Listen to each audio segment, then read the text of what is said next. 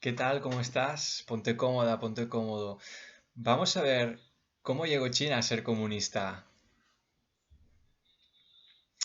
A ver, primero de todo tendríamos que hacer un poquito de vista atrás, ¿verdad? La revisión de la historia siempre nos ayuda a conocer el presente.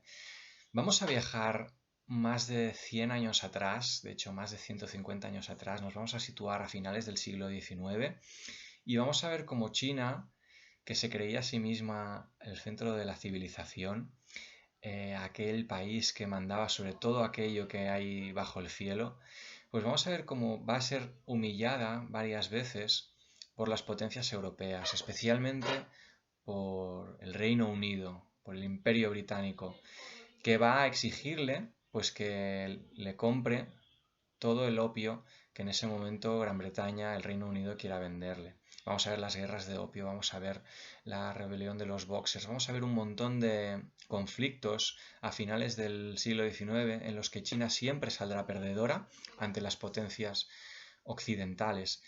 Y vamos a llegar así a 1895, donde otro país que en su momento también se había sentido humillado por las potencias extranjeras, en este caso Japón, ya había hecho su revolución industrial, había hecho su revuelta de Meiji y por fin, envalentonada, se enfrentó a su vecino asiático. Japón tenía muchas ganas de ver quién mandaba más en Asia y en 1895 declaró la guerra a China y la derrotó.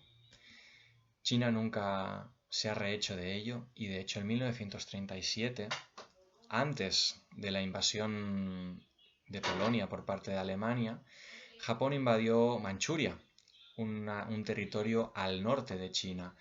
Eh, Estableció allí un territorio bajo el control japonés, que fue Manchukuo, y se produjeron allí matanzas, la más famosa de las cuales la de Nankín. Japón abusó, exterminó, torturó, aprisionó, la tira a millones de chinos. Y eso China no lo olvida. China no olvida las derrotas en el siglo XIX contra las potencias europeas y China no olvida la derrota contra Japón durante la Segunda Guerra Mundial. Venía de ser, como ya os he dicho, la primera potencia del mundo y durante 100 años no había parado de ser humillada. Sin entender esto, no podemos entender la mentalidad nacionalista que vendrá después. Vamos a ver qué pasó después de la Segunda Guerra Mundial. ¿Quién se enfrentó? Pues hubo dos bandos. Un bando netamente nacionalista, llamado Kuomintang, eran anti-extranjeros, eran prácticamente fascistas, no querían nada que fuera fuera de China, ¿no? Querían modernizar el país, sí, pero manteniendo manteniendo, perdón, las tradiciones. ¿Por qué decía lo de las armas? Porque durante esta guerra civil recibirá armas de los Estados Unidos. ¿Y por qué iba a armar Estados Unidos uno de los dos bandos? Pues porque el otro era el de los comunistas. Mao Zedong quería permitir la libertad de expresión, excepto a lo que él llamaba los enemigos del pueblo, con lo cual ya no es libertad de expresión, y pese al apoyo de Estados Unidos al Kuomintang, serán los maoístas, los comunistas, quienes van a ganar la guerra. De hecho, el Kuomintang irá perdiendo cada vez más territorio y se exiliará en una pequeña isla, hoy llamada Taiwán. Desde entonces, el antiguo Kuomintang gobierna en Taiwán, que ya no es ya no es una provincia china como las demás, ¿de acuerdo?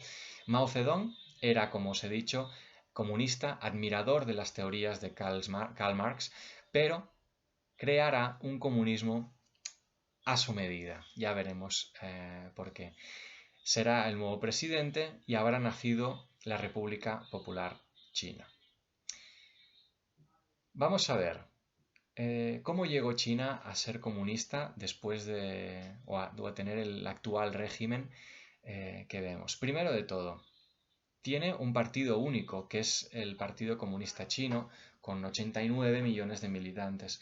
Y desde 1949 se entendió que cualquier opositor a ese partido, o incluso quienes dentro de este partido estén en contra de aquello que decían los líderes, podían ser aprisionados, torturados o, en último término, ejecutados. Eso es lo que se hizo durante el Gran Salto Adelante, a principios de los años 50. Se intentó modernizar el país, se intentó que cada agricultor, que cada payés tuviera su parcela de tierra, que no estuviera en manos de los burgueses, pero el resultado es que fuera por esta mala repartición o fuera por malas condiciones climáticas, todo hay que decirlo, entre 30 y 50 millones de chinos, depende del historiador, salen unos u otros cálculos, van a morir durante este gran salto adelante. Después vendrá la revolución cultural, pero el caso es que Mao Zedong quedará muy, muy, muy desacreditado por la cantidad de muertes que hubo.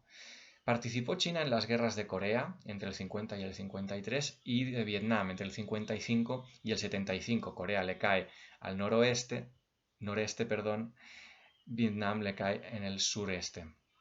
Y durante esos años, con la ayuda de los soviéticos, desarrollarán la bomba atómica. No quería que les sucediera como le había sucedido a Japón, que en su pelea con Estados Unidos durante la Segunda Guerra Mundial tuvo que ser derrotada solo cuando Estados Unidos decidió usar la bomba atómica. Pues China dijo, la necesitamos nosotros también. El caso es que en el 68 se purgaron dos terceras partes del Partido Comunista en protesta por todas las malas decisiones que se habían tomado previamente, y este ambiente de terror solo terminó en 1976, cuando Mao Zedong, el fundador del Partido Comunista Chino, el ideólogo del comunismo en China, murió. Fue entonces cuando China decide abandonar el comunismo como doctrina y, viendo el potencial económico de su población, siempre fue el país más poblado, empezará a dar un poquito de libertad de creación a las empresas, a la circulación de capitales y, sobre todo, y esto es importantísimo, dejará que sus estudiantes viajen al extranjero, estudien fuera, conozcan cómo funcionan económicamente los otros países. Ese contacto con el exterior ayudará a formular las soluciones que necesitaba China para recuperarse. ¿Y por dónde apostará China? Varias cosas. La primera, si yo tengo un país tan y tan poblado, yo puedo apostar, por ejemplo, por la agricultura. Nadie va a ser capaz de producir como yo. Y de hecho China, desde los años 60, ya había estado produciendo muchísimo trigo que después podía vender a la Unión Soviética. En segundo término, yo puedo producir muchísimo más barato que otros. Por lo tanto, lo que voy a hacer es tener mucha gente, muchos de mis fabricantes, mucha industria fabricando a muy bajo precio, les puedo pagar muy poco a mis trabajadores, es una dictadura, y de esta manera voy a conseguir que el resto de países consideren que mi mercado, mis productos son los más rentables, ni que sea porque sean los más baratos. Esa etapa le generó a China muchísimos beneficios, pero esa etapa ya ha pasado. Ahora estamos en una apuesta nueva, la apuesta de China por la tecnología. Nadie produce más y mejor tecnología que China, porque hay mucha inversión en ciencia, mucha inversión en desarrollo, y en ningún sitio sale tan bien, tan a cuenta poner tu fábrica tecnológica como en China. Así las cosas, China produce en casi todos los terrenos. China es una potencia agrícola, China es una potencia industrial, China es una potencia tecnológica, China ya es una potencia militar, China por supuesto es una potencia turística, China es una potencia energética, también tiene minas. Entonces, ese es el enorme potencial de los 1.300 millones de habitantes chinos. Sea como sea, todavía no terminamos. De hecho, no llegamos ni al siglo XXI. En 1985, no me quiero precipitar, hizo una propuesta a Hong Kong, a Macao y a Taiwán, 3 pequeños territorios que estaban justo al lado del país, y les propuso integrarse en China manteniendo su propio sistema, sus propias libertades, su propia democracia, que se llamaba el sistema, pues, un país y 2 sistemas. Lo hemos visto recientemente en Hong Kong, ¿no? Finalmente, 1989, viendo que a pesar del crecimiento económico el país era corrupto a más no poder, pequeño dato, en los 70 miembros del Partido Comunista más ricos de China tienen 100 veces más capitales, más propiedades, más riqueza que los 70 miembros del Congreso o del Senado estadounidense, incluyendo, por ejemplo, el actual presidente de los Estados Unidos. Pues como os decía, en 1989, en la plaza de Tiananmen, primero 1000 personas, luego 2000, luego 100.000, finalmente 1 millón de personas se concentraron para protestar precisamente contra la corrupción y contra la traición al socialismo. Hubo, según los datos, 3.000 muertos y de esta manera se llegó al siglo XXI. Sea como sea, de todo ello hablamos en el siguiente vídeo.